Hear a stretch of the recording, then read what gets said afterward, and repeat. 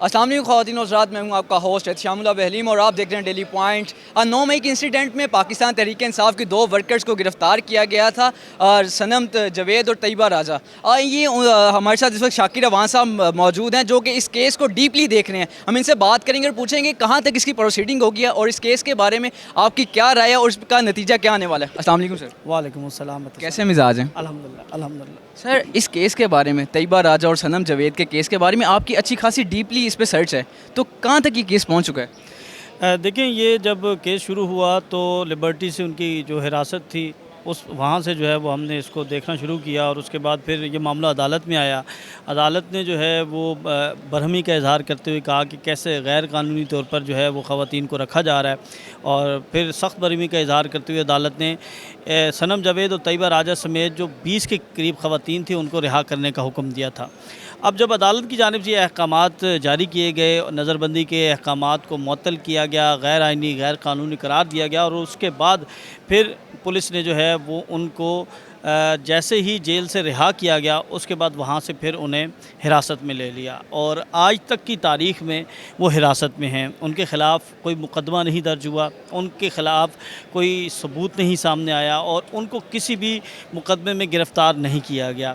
3 سے 4 دن جو ہے وہ انہیں غیر قانونی طور پر حراست میں رکھتے ہوئے لاہور کے مختلف تھانوں میں منتقل کیا جاتا رہا۔ ان کی فیملی کا یہ دعویٰ ہے کہ انہیں یہ بتایا گیا کہ ایک خاتون جن کا نام مریم نواز وہ کہتے ہیں، اس کی ماں پر جو ہے وہ ان کی بچی کو انتقامی سیاست کا نشانہ بنایا جا رہا ہے، کیونکہ وہ تنقید کرتی تھیں، کیونکہ وہ اختلاف رائے رکھتی تھی، جس کی سزا انہیں اس صورت میں دی جا رہی ہے کہ انہیں غیر قانونی طور پر جو ہے وہ حراست میں رکھا ہوا ہے۔ اب اس کے بعد جب دوبارہ یہ معاملہ لاہور ہائی کورٹ میں آیا، اور لاہور ہائی کورٹ میں ایک پٹیشن دائر کی گئی ان کی بازیابی کے لیے، اور اس ایس ایچ او کو فریق بنایا گیا جس تھانے میں وہ تھے، تھانہ چنگ میں۔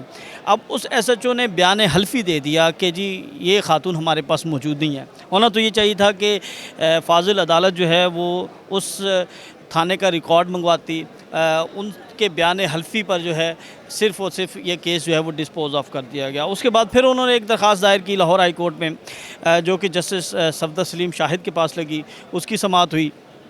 اب معاملہ یہ ہے کہ وہ 7 دن کی شناخت پر جو ہے وہ جیل میں ہیں، اور 24 تاریخ کو انہیں دوبارہ جو ہے وہ لاہور کی انسداد دہشت گردی کی عدالت جج امبر گل ہیں ان کے روبرو پیش کیا جائے گا۔ اچھا شاکر صاحب، جیسے آپ نے بتایا کہ کوئی کیس نہیں ہے ان پر، لیکن انہیں گرفتاری میں رکھا ہوا ہے، تو یہ کوئی لا قانونیت نہیں ہے؟ دیکھیں، لا قانونیت کی اگر بات کریں تو ہم یہ دیکھ رہے ہیں کہ جو موجودہ دور ہے، موجودہ اس وقت کرنٹ سچویشن جو ہے، اس میں سب سے زیادہ جو ہے وہ لا قانونیت نظر آ رہی ہے۔ تحریک انصاف کے ورکرز کی تو ایک بات الگ ہے کہ ان کے ساتھ تو جو معاملہ حکومت کا ہے وہ ایک پولیٹیکل پارٹی کے ساتھ ہوتا ہے۔ پھر اس کے بعد 9 مئی کے جو واقعے میں ملوث افراد ہیں ان کو جو ہے وہ پولیس اور ادارے گرفتار کر رہے ہیں، لیکن ہمارے لیے جو اس وقت تشویشناک صورتحال ہے وہ یہ ہے کہ اس وقت اس حکومت میں، جبکہ اس حکومت کے جو سربراہ ہیں اس وقت نگراں حکومت محسن نقوی صاحب، وہ ایک صحافی ہیں، سینئر صحافی ہیں، جو وزیر اطلاعات ہیں وہ سینئر صحافی ہیں، تو ان کے رہتے ہوئے، ان کے ہوتے ہوئے جو ہے وہ صحافیوں کے خلاف جو ہے وہ انتقامی کارروائیاں کی جا رہی ہیں، ان کو پکڑا جا رہا ہے، چار دیواری کا تقدس پامال کیا جا رہا ہے، اور جتنی بھی آپ دیکھ لیں کہ ہر روز کوئی نہ کوئی نیا کیس جو ہے کسی صحافی کا آیا ہوتا ہے۔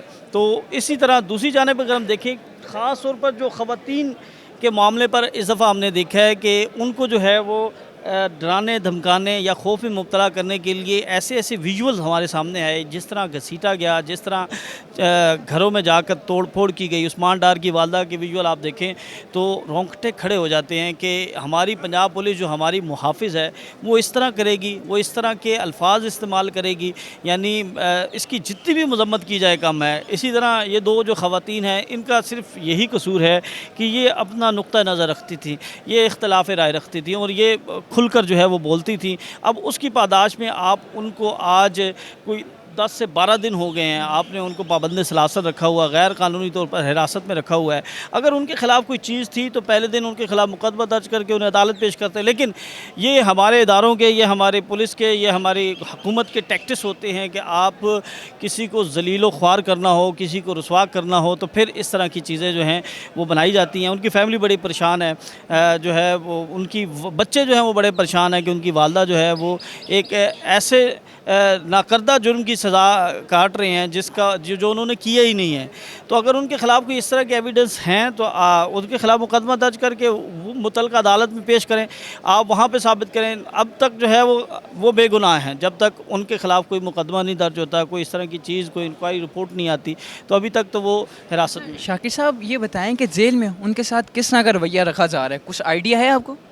دیکھیں یہ تو ان کی فیملی بتا سکتی ہے یا جو پولیس حکام ہیں وہ بتا سکتے ہیں, لیکن ہمیں جو انفارمیشن ہے, جو ہمارے سورسز ہیں, وہ یہ ہے کہ ان کی فیملی سے ملاقات کی اجازت نہیں دی جا رہی. لاسٹ ٹائم جب وہ ATC پیش ہوئیں تو ان کی ایک ویڈیو وائرل ہوئی. اس ویڈیو میں انہوں نے اپنے عزم کا اظہار کیا کہ وہ عمران خان کے ساتھ کھڑی ہیں, اور ان کا جو موقف تھا وہ پہلے دن سے اسی موقف پر قائم ہے. اور ان کی ایک جو اسمائل کرتی ایک پکچر وائرل ہوئی جس پر یہ کہا گیا کہ کچھ پولیس حکام کی سرزنش ہوئی, کچھ کے خلاف کارروائیاں بھی شروع ہو گئیں, اور پھر اب جو سختی ہے وہ زیادہ کر دی گئی ہے کہ ان کی فیملی کو ان تک رسائی نہیں دی جا رہی. خواتین ہیں وہ انسانی بنیادی حقوق کی جو ہے وہ پامالی کی جا رہی ہے. تو میں یہ سمجھتا ہوں کہ جو جیلز کے رولز ہیں ان کے مطابق جو ہے وہ ان کو وہ حقوق دینے چاہیے جو کہ ان کی فیملی کے مطابق نہیں مل رہے. آپ کا ان کی فیملی کے ساتھ بھی, آپ نے ان سے بھی ملاقات شاید ہوئی ہے, آپ کی ان سے بات چیت بھی ہے, تو ان کے ایموشنز کیسے تھے؟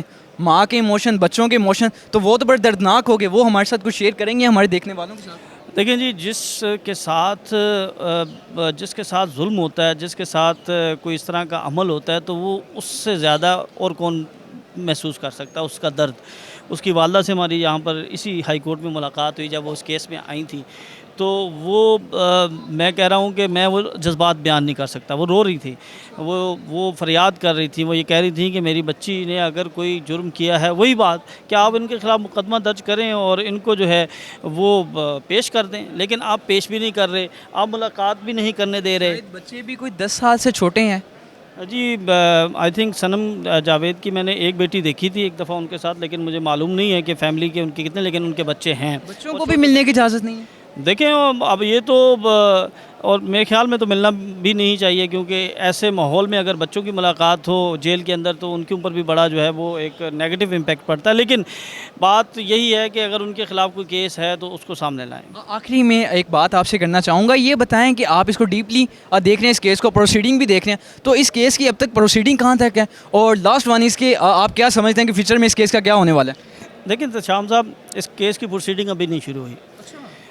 یہ جو سارے معاملے تھے, یہ کوشش تھی کہ ان کو پروڈیوس کروایا جائے, ان کو بازیاب کروایا جائے. جیسے ہم کہتے ہیں نا کہ ابھی تو بیٹنگ یا آپ ابھی کہہ لیں کہ میچ شروع ہی نہیں ہوا, ابھی تک تو صرف جو ہے وہ شناخت پریڈ کی حد تک معاملہ ہے, اور ابھی یہ معاملہ آگے جائے گا. جب تک مقدمہ نہیں درج ہوتا, جب تک ان کو جوڈیشل نہیں کیا جاتا, تب تک جو ہے وہ کیس کی پیروی ان کی فیملی اس طرح نہیں کر سکے گی. اب 24 تاریخ کو ان کو دوبارہ پیش کرنا ہے. اب دیکھتے ہیں کہ پولیس اگر تو مزید شناخت پریڈ کے لیے وقت مانگتی ہے تو پھر یہ معاملہ پھر التوا میں چلا جائے گا, اور اگر نہیں مانگتی تو پھر وہ مقدمہ درج کر کے ان کو کسی مقدمے میں نامزد کریں گے. اور جو مبینہ طور پر یا جو ہمارے پاس انفارمیشن ہے وہ یہی ہے کہ جو جناح ہاؤس والا معاملہ ہے اس میں ان کا نام جو ہے وہ لیا جا رہا ہے کہ یہ ان لوگوں نے اشتعال دلوایا, ان لوگوں نے لوگوں کو اکٹھا کیا, ان لوگوں نے جو ہے وہاں پر لوگ لے کر گئے اور توڑ پھوڑ میں اور باقی چیزوں میں ملوث ہے. بظاہر کوئی ان کے خلاف اس طرح کا ایویڈنس نہیں ملا, ابھی تک نہیں ملا, جس کی وجہ سے وہ اتنی دیر سے جو ہے